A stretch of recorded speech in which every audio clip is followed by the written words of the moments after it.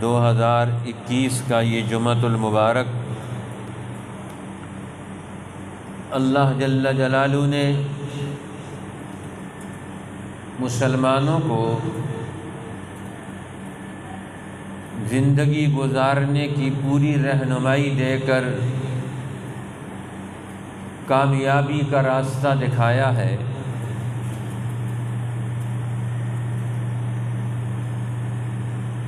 نبی اکرم صلی اللہ علیہ وسلم کی نبوت اور بعثت سے انسانی زندگی کی خامیوں کو، خرابیوں کو،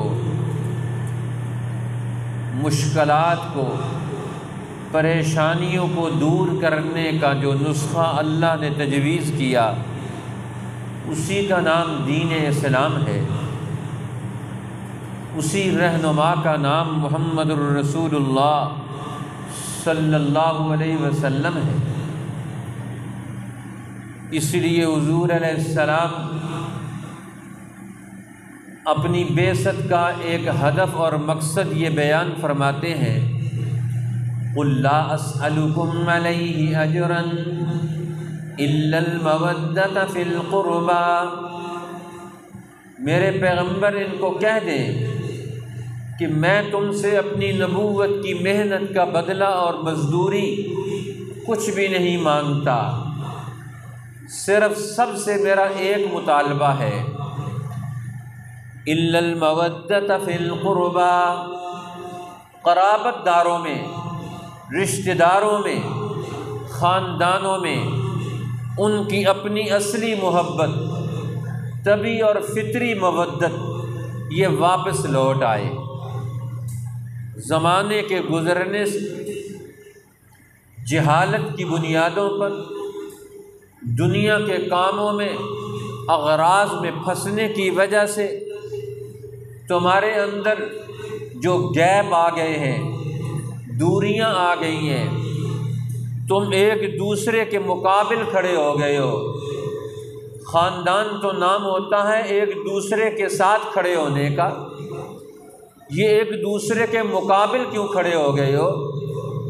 میں تمہیں اس بیہودہ طریقہ کار سے نکالنے کے لیے آیا ہوں، اور یہ اللہ کا حکم اور حق سمجھ کر یہ کام کرتا ہوں کہ تم ایک اللہ کو مان کر، ایک اللہ کو رب مان کر، الہ اور معبود مان کر تم اپنی زندگی کی ان خرابیوں کو دور کرو۔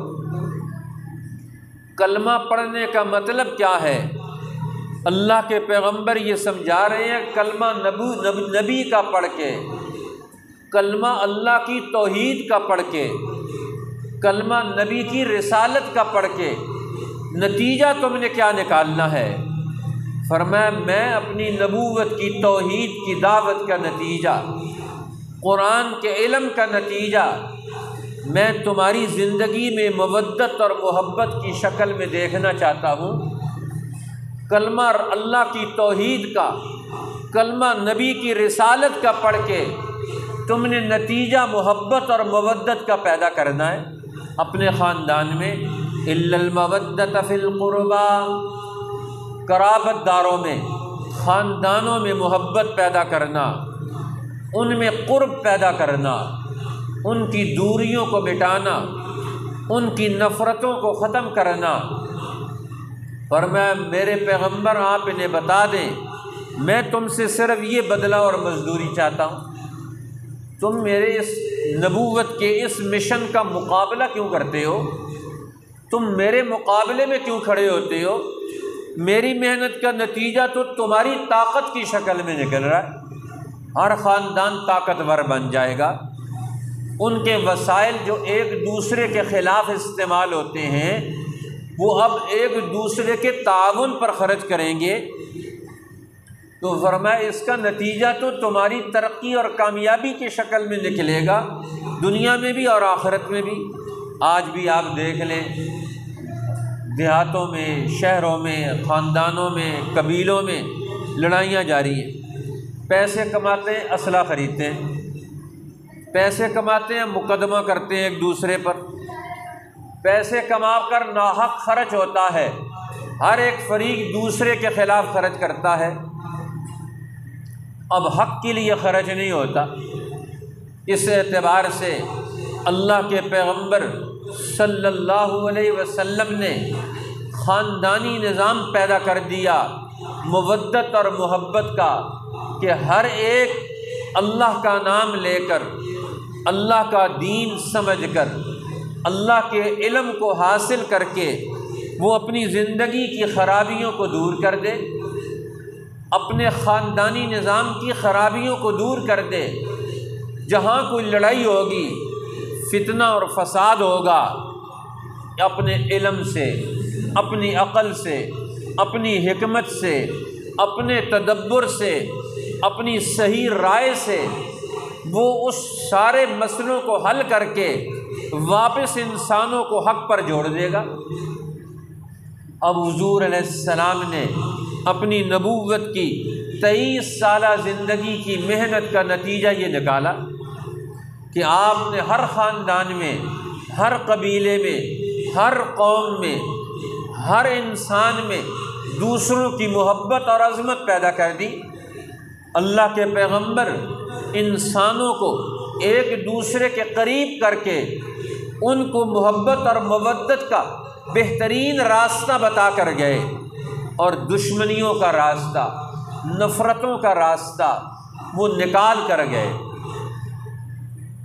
اسی لیے آج میں تفسیر میں پڑھ رہا تھا، حضرت امام شاہ عبدالعزیز محدث دہلوی رحمۃ اللہ علیہ فرمایا ہر مسلمان اپنی زندگی میں روزانہ نماز پڑھتا ہے، اور نماز میں سب سے پہلا جملہ اللہ کی عظمت و بڑائی کے بعد کلام اللہ کا جو اس کے زبان پہ آتا ہے وہ سورۃ الفاتحہ ہے۔ اب اس میں وہ کیا کرتا ہے؟ الحمدللہ رب العالمین، سب سے پہلا جملہ۔ کتنا خوبصورت جملہ قرآن ہر مسلمان کی زبان پہ جاری کرواتا ہے، الحمدللہ رب العالمین۔ سب تعریفیں اس اللہ کے لیے جو ساری کائناتوں کی، سارے جہانوں کی پرورش کرنے والا ہے، سب کو پالنے والا ہے، سب کو طاقتیں، قوتیں، وجود اور نعمتوں سے سرفراز کرنے والا ہے۔ اب فرمائے ایک طرف ہر بندے کا اللہ سے تعلق ہے، پھر ہر بندے کا کائنات کی ہر چیز سے تعلق ہے، پانی سے اس کا تعلق ہے، درختوں سے اس کا تعلق ہے، کھانے پینے سے اس کا تعلق ہے۔ اب انسان پوری کائنات کی ہر چیز سے اس کا رابطہ اور رشتہ ہے، تو پہلی صورت ہی انسان کو اس کے رشتے بتاتی ہے۔ قرآن نام ہی رشتوں کے تعارف کا ہے، ہر انسان کو اپنے رشتوں کا تعارف پتہ چل جائے، اپنے رابطوں کا پتہ چل جائے، اور سارے رابطے جڑے ہوئے ہیں رب العالمین کے ساتھ۔ الحمدللہ رب العالمین، سب تعریفیں اس اللہ کے لیے جو ساری کائناتوں کو پالنے والا ہے۔ اب یہ کائناتوں کو پالنے والا رب جب انسان اس کی صفات کا، اس کے تعارف کا اعلان کرتا ہے کہ میں اس کو مانتا ہوں، تو ماننے کے بعد پھر اللہ کا جو تعلق پیدا ہوتا ہے اس کا نام عبادت۔ فرمایا اب اس انسان کے ہر جز نے عبادت اللہ کی کرنی ہے، اللہ کی عبادت کرنی ہے، اس کے دماغ نے بھی اللہ کی عبادت کرنی ہے۔ وہ فرماتے ہیں امام شاہ عبدالعزیز محدث دہلوی، اب انسان کے دماغ کی عبادت کیا ہے؟ فرماتے ہیں دماغ کی عبادت یہ ہے، یہ اللہ کی نشانیوں پر، کائنات یہ عالم علامت سے ہے، یہ اللہ کی قدرت کے نشان ہیں، اس کے پیچھے اللہ کی ذات ہے، لہذا تم اس کا تعارف حاصل کر کے اللہ کا تعارف حاصل کرو۔ یہ عالم یہ علامت ہے ایک قادر ذات کی، لہذا تم اس پر غور و فکر کر کے تم اپنے اندر قوت تدبر پیدا کرو۔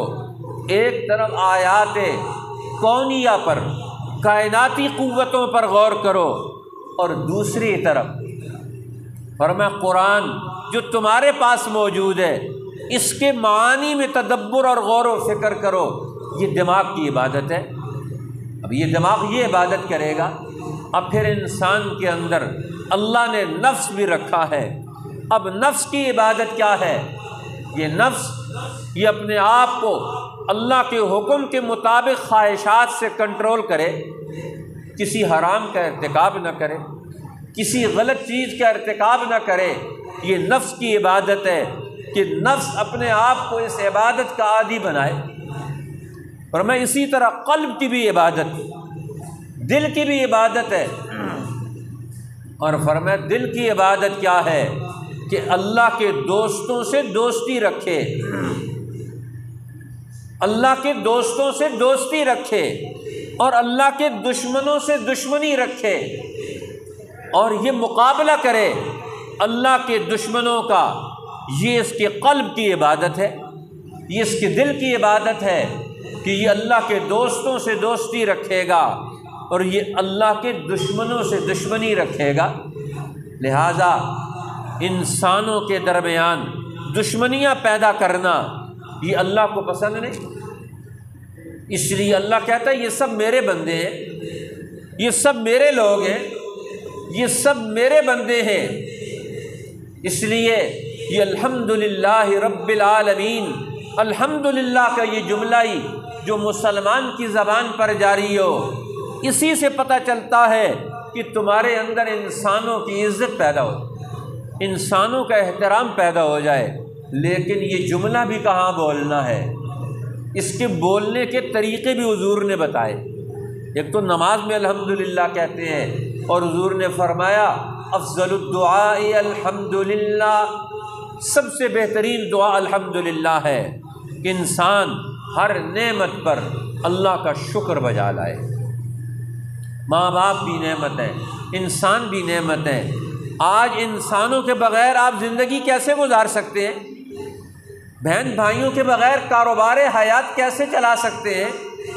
خاوند بیوی کے بغیر زندگی کی کشتی کیسے آگے چل سکتی ہے؟ یہ گاڑی آگے کیسے بڑھ سکتی ہے؟ خاندان کے بغیر یہ کارخانہ حیات، یہ زندگی کیسے آگے ترقی کر سکتی ہے؟ ہر آدمی یہ دوسروں کا گلا کاٹ کے، دوسروں کو نقصان پہنچا کر یہ اپنی زندگی کی بنیاد رکھے، اسلام اس کا قائل نہیں ہے۔ اور میں تم نے دوسروں کے نقصان پر اپنی زندگی کی بنیاد نہیں رکھنی۔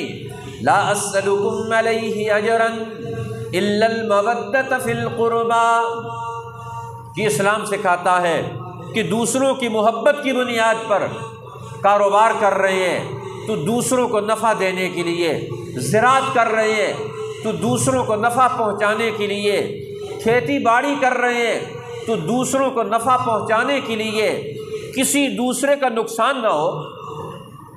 اب یہ کتنی بڑی بات ہے، یہ تعلیم و تربیت، یہ ذہن کہ انسانوں کے احترام کا ذہن بن جائے، انسانوں کو عزت دینے کا ذہن بن جائے، انسانوں کی قدر کرنے کا ذہن بن جائے۔ محمد الرسول اللہ فرماتے ہیں میں تو تمہارے طبی رشتوں کو بحال کرنے کے لیے آیا ہوں، رشتوں کو توڑنے کے لیے تو نہیں آیا، رشتوں کو توڑنے کے لیے تو نہیں آیا۔ اب قیدی آئے، قیدی تقسیم ہو رہے ہیں، اب قیدی تقسیم ہو رہے ہیں۔ حضور علیہ السلام نے فیصلہ فرمایا کہ کچھ قیدی بھائی، ایک بھائی دوسرے بھائی سے جدا ہو گیا، ایک کی قید میں چلا گیا، دوسرا دوسرے کی قید میں چلا گیا۔ اب غلاموں کو کون پرواہ کرتا ہے، کون کس کی قید میں جا رہا ہے؟ ماں کسی کی قید میں چلی گئی، بیٹا کسی کی قید میں چلا گیا۔ حضور علیہ السلام نے فرمایا نہیں، یہ دو بھائیوں کو آپس میں جدا نہیں کیا جا سکتا۔ بیوی ماں اور بچے کو ایک دوسرے سے جدا نہیں کیا جا سکتا۔ جب یہ قیدی یہاں بن کے آ رہے ہیں، ان کے طبی رشتوں کو، غلامی کے رشتوں کو بھی اسی اصول پر قائم رکھا جائے گا، ان کو بھی جدا نہیں کیا جا سکتا۔ تو حقیقی بہن بھائیوں کو کیسے جدا کیا جا سکتا ہے؟ اللہ کے پیغمبر میدان جنگ کے اصولوں میں بھی قیدی ہونے والے، غلام بننے والے لوگوں کو جو اس دور میں غلام بنتے تھے، ان میں بھی رشتوں کا تقدس کا خیال رکھا ہے کہ یہ رشتے ایک دوسرے سے دور نہ ہونے پائیں، ایک دوسرے سے جدا نہ ہونے پائیں، ایک دوسرے کے قریب رہ کر نقصان نہ پہنچائیں، بلکہ ایک دوسرے کو نفع پہنچانے کی تعلیم کریں، ٹریننگ دیں، تربیت دیں ایک دوسرے کے، اپنے بچوں کو، اپنے خاندان کو، کہ قریب رہ کر تم نے کیا کرنا ہے، قریب رہ کر خود ایک دوسرے کا گلا کاٹنا ہے، قریب رہ کر خود ایک دوسرے کا نقصان کرنا ہے نہیں، فرمایا یہ تو ایک دوسرے کا تعاون کرنے والے ہیں، ایک دوسرے کا ہاتھ بٹانے والے بنے۔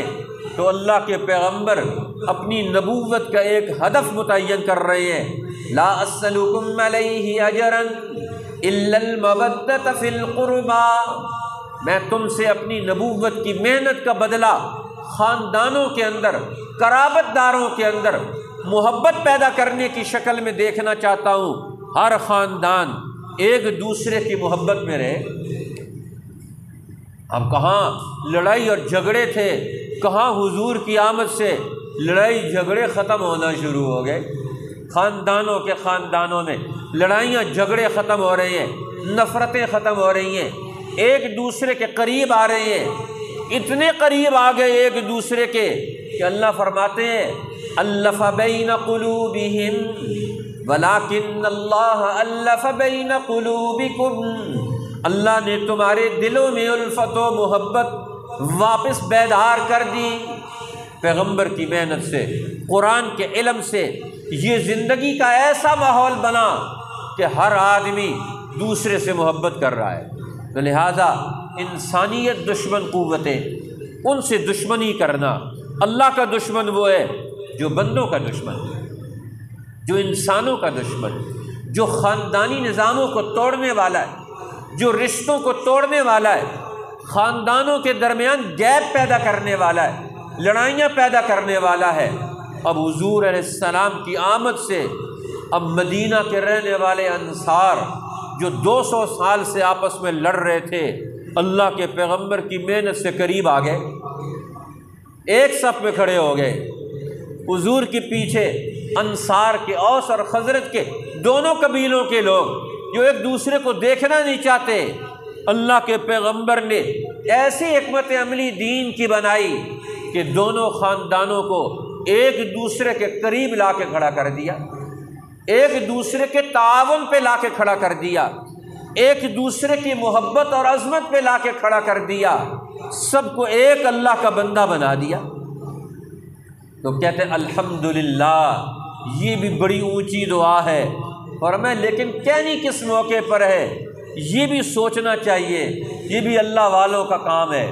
حضرت سری سختی رحمۃ اللہ علیہ بڑے اولیاء اللہ میں سے گزرے ہیں، وہ کہنے لگے الحمدللہ ایک دفعہ خلاف موقع میری زبان سے نکل گیا، 30 سال ہو گئے اس پر توبہ کر رہا ہوں، استغفار کر رہا ہوں۔ نے پوچھا کہ حضرت وہ کیا ہوا؟ کہنے لگے کہ مجھے پتہ چلا کہ بغداد کے ایک بازار میں آگ لگ گئی، بازار میں آگ لگ گئی اور سارا بازار جل گیا۔ اب سارا بازار جل گیا اور خبر دینے والے نے آ کے بتایا کہ آپ کی دکان بچ گئی ہے۔ اب جب مجھے یہ خبر ملی تو میری زبان سے فوراً نکلا الحمدللہ۔ کہتے لیکن بعد میں نے اس جملے پر غور کیا کہ یہ مقام الحمدللہ کہنے کا تھا، میں نے اس پر غور کیا تو میرے دل و دماغ نے اب پھر مجھے بتایا کہ تو نے غلط مقام پر الحمدللہ کہا ہے، یہاں مسلمانوں کی نقصان، مال کا نقصان ہوا، مسلمانوں کو دلی دکھ پہنچا، تو نے تو اپنے ذاتی فائدے کو سامنے رکھ کر الحمدللہ کہا، لیکن پورے بازار کا جو نقصان ہوا ان کے غم کو اپنے دل میں جگہ دے کر تو نے ان کے لیے تو کوئی جملہ نہیں کہا۔ کہتے 30 سال ہو گئے اس اپنے ذاتی نفع کو حاصل ہونے پر الحمدللہ کا جو جملہ کہا تھا، 30 سال ہو گئے آج تک اس پر استغفار کر رہا ہوں کہ اس سے ایک مسلمان جماعت کا جو مالی نقصان ہوا تھا اس نقصان پر میرے دل میں کرب پیدا ہوتا، میرے دل میں افسوس پیدا ہوتا، میرے دل میں غم پیدا ہوتا کہ ان کا تو نقصان ہو گیا ہے، یہ بات میرے دل میں کیوں نہیں آئی پہلے، یہ مسلمان کا نقصان میرے دل میں کیوں نہیں آیا پہلے، ان کے نقصان سے میرے دل میں کرب کیوں نہ پیدا ہوا۔ یہ اپنا محاسبہ کر رہے ہیں۔ یہ اولیاء اللہ کے سرتاج ہیں، لیکن یہ ہے نفس کے محاسبے کی بات کہ زبان سے دعائیہ کلمہ بھی ہم کون سا نکال رہے ہیں، ان کا مقام بہت اونچا ہے، لیکن آج تو ہم واضح طور پر ایک دوسرے کا نقصان کرتے ہیں، اپنے ہاتھ سے کسی کے مال کا نقصان کرتے ہیں، جان بوجھ کر قصداً اور ارادے سے ہم دوسروں کا نقصان کرتے ہیں، اور پھر اس پر کوئی افسوس اور پشیمانی بھی نہیں ہوتی۔ یہ کتنا بڑا دکھ کا مقام ہے کہ آج مسلمان اپنے اس اسلام کے اس اونچے مقام سے گر کر کتنا پستیوں کا شکار ہو گئے۔ ہم ایک بھائی کا نقصان کرتے ہیں، اس پر خوشی کا اظہار کرتے ہیں، ایک بھائی کو نقصان پہنچاتے ہیں اور اس پر دوسروں سے ہم یہ امید رکھتے ہیں کہ وہ ہمارے لیے ہماری توصیف اور تعریف بیان کرے۔ فرمایا تعریف اور توصیف تو اس بات پر ہوتی ہے جس سے انسانوں کو ترقی ملے، انسانوں کو کمال ملے۔ آج ہمارے مسلمان حکمران، آج ہمارے لیڈر ان ظالم حکومتوں کی تعریف کرتے ہیں، ان ظالم فوجوں کی تعریف کرتے ہیں، اس ظالم طریقہ کار کی تعریف کرتے ہیں جس نے فلسطین کو اجاڑ دیا، جس نے افغانستان کو تباہ کر دیا، جس نے عراق کے لاکھوں انسانوں کو قتل عام میں مبتلا کر دیا، جس نے شام میں روزانہ تباہی کے انبار لگا دیے، جس نے دنیا انسانیت میں بھوک اور کرب پیدا کر دی۔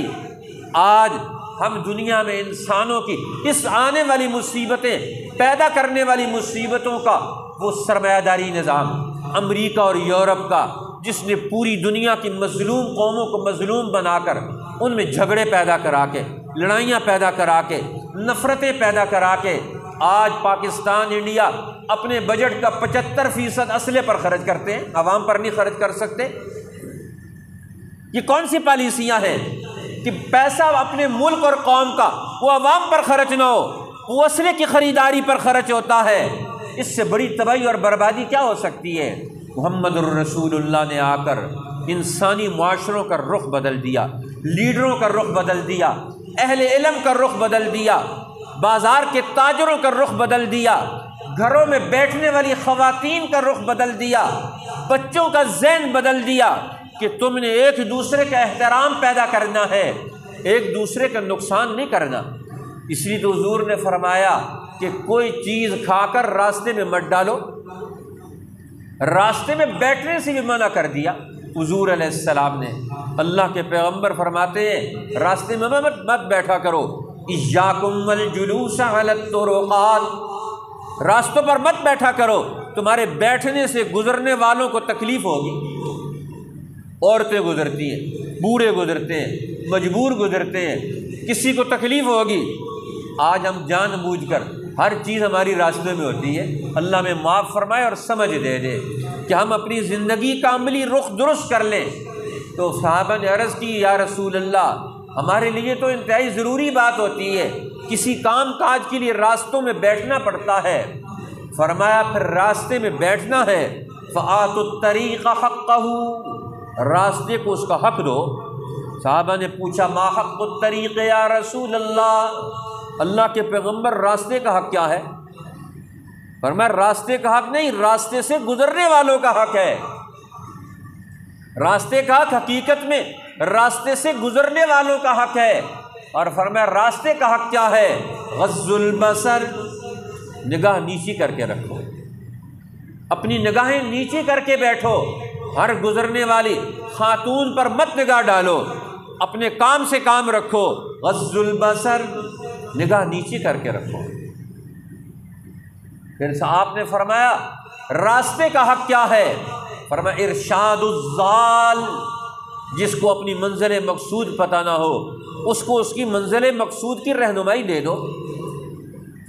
فرمایا راستے کا حق کیا؟ صحابہ نے پوچھا تو فرمایا اغاثۃ الملہوفین، جو راستے میں تمہیں مظلوم نظر آئے اس مظلوم کے ساتھ کھڑے ہو جاؤ، اس کا تعاون کرو، اس کی حمایت میں کھڑے ہو جاؤ۔